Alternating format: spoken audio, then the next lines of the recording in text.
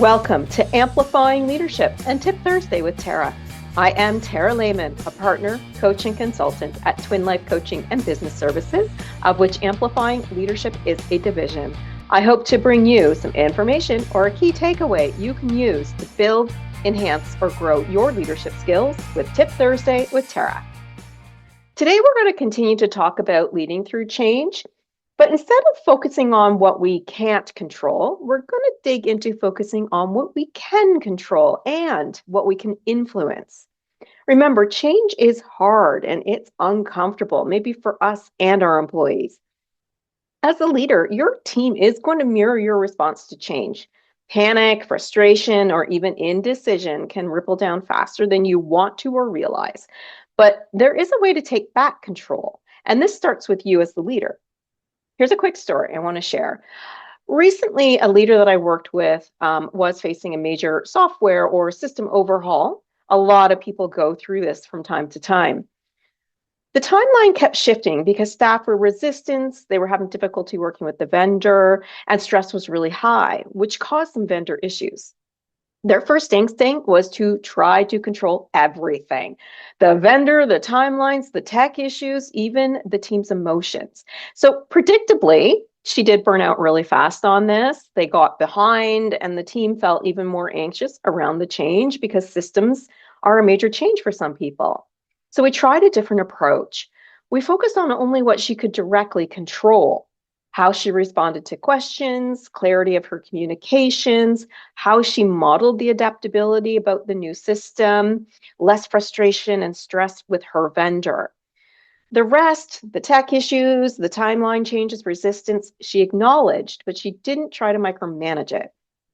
Within weeks, the team's anxiety dropped, engagement improved, the vendor was a lot easier to work with, and the change started to move forward and in a faster way. You can't control everything, but you can control your actions, your communications, and even your mindset. So leaders who focus on controllable actions can reduce resistance and influence positive outcomes when change happens. Here's how to put this into practice. Assess the situation. Maybe make a quick list of what's truly in your control. For example, the preparation that you need to do, maybe the tone of your emails, your availability to answer questions, or even the clarity of your expectations. Model what you want to see. Teams, employees, people, we pick up on the energy that you bring into that room. So if you're calm, confident, and clear, you will create calm, confident people and teams around the change.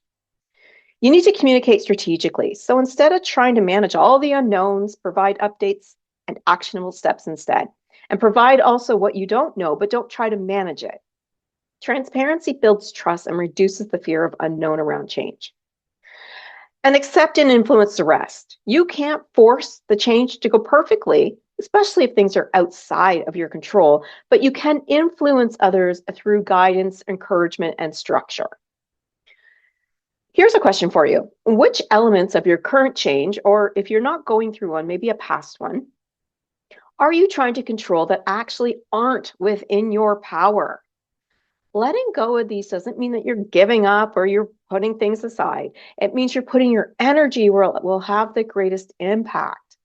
Think about one small shift you can make today, maybe a clearer team check-in, being more positive with that vendor, a brief daily update email about what you know and don't know, or simply pausing before reacting to somebody's uncertainty. Small changes like that can cascade into smoother transition for everyone, especially those struggling with the change. So here's today's takeaway. Focus on what you can control, model the behavior you want, and influence what you're able to. Your team will follow your lead, and change becomes less of a considered a mountain and more of a molehill that you can all climb together. If you want more strategies on reducing resistance to change, leading your team effectively through these types of things, join my Inner Circle membership of the Amplifying Leadership Circle community, where I do share additional tips and information around this tip to help make change less stressful and more successful. That is your Tip Thursday with Tara for this week. If you or someone you know is struggling with leadership priorities to building strong, empowered teams, I'm here to help. Please visit our website for more information on our programs, Circle Community, coaching, and more. at amplifyingleadership.ca, a Twin Life Coaching and Business Services division. Until next time, remember, leadership matters.